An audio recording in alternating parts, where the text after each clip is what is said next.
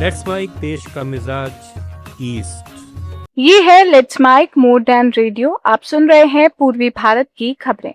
बिहार में नेता प्रतिपक्ष तेजस्वी यादव ने 10 सर्कुलर रोड स्थित राबड़ी आवास खाली कर दिया है। सरकारी बंगला खाली करने की नोटिस का आज आखिरी दिन था।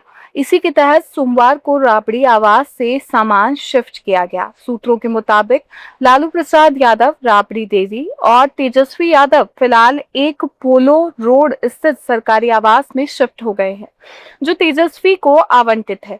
वहीं राबड़ी देवी को आवंटित 39 हार्डिंग रोड स्थित सरकारी आवास में अभी काम पूरा नहीं हुआ है, इसीलिए वहां शिफ्ट होने की संभावना फिलहाल कम है। भवन निर्माण विभाग ने पहले ही कई नोटिस जारी किए थे और स्पष्ट किया था कि तय समय में बंगला खाली नहीं होने पर कानूनी कार्रवाई की जाएगी। गौरतलब है कि सरकार ये सरकारी बंगला पहले ही नए मंत्री नंदकिशोर राम को आवंटित कर चुकी है। पश्चिम बंगाल सरकार ने डीजल पर लगी पाबंदियों में ढील दी है। कृषि, स्वास्थ्य सेवा और चाय उद्योग जैसे जरूरी क्षेत्र अब बैरल में डीजल खरीद सकते हैं और दैनिक सीमा हटा दी गई है। केंद्र द्वारा हाल में लगाई गई पाबंदियों के बाद ग्रामीण इलाकों और उद्योगों से चिंता जताई जा रही थी, जिसके बाद राज्य सरकार ने तुरंत कदम उठाया।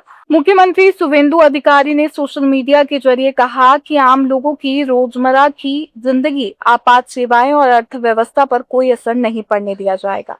कोलकाता के पूर्व पार्षद शम्स इकबाल अनिल को 70 लाख रुपए की जबरन वसूली के मामले में गिरफ्तार किया गया है। मटिया बुर्ज निवासी मोहम्मद शादाब की शिकायत पर गार्डन रिच पुलिस स्टेशन में मामला दर्ज हुआ, जिसमें अनिल और उसके साथियों पर धमकी देकर पैसे ऐंठने का आरोप है।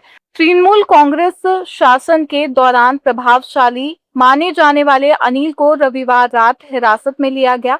पुलिस स्रोतों के अनुसार अब अलग अलग आपराधिक मामलों में गिरफ्तार कोलकाता पार्षदों की संख्या 10 हो गई है। उड़ीसा सरकार 1 जुलाई से राज्य के सभी स्कूलों में नई स्कूल मैनेजमेंट कमेटी का गठन करेगी। मौजूदा मैनेजमेंट कमेटी और school management and development committee की अवधि 30 जून को समाप्त हो जाएगी। इसे देखते हुए ये बदलाव किया जा रहा है। अब हर स्कूल में सिर्फ एक मैनेजमेंट कमेटी होगी।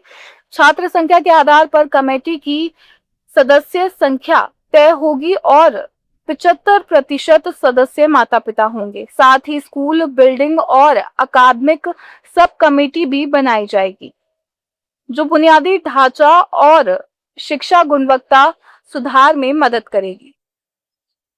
उड़ीसा में पुरी के जगन्नाथपुरी मंदिर में स्नान यात्रा का आयोजन हुआ, जिसमें भगवान जगन्नाथ, बलभद्र और देवी सुभद्रा को स्नान मंडप पर ले जाकर 108 कलशों से पवित्र जल से स्नान कराया गया।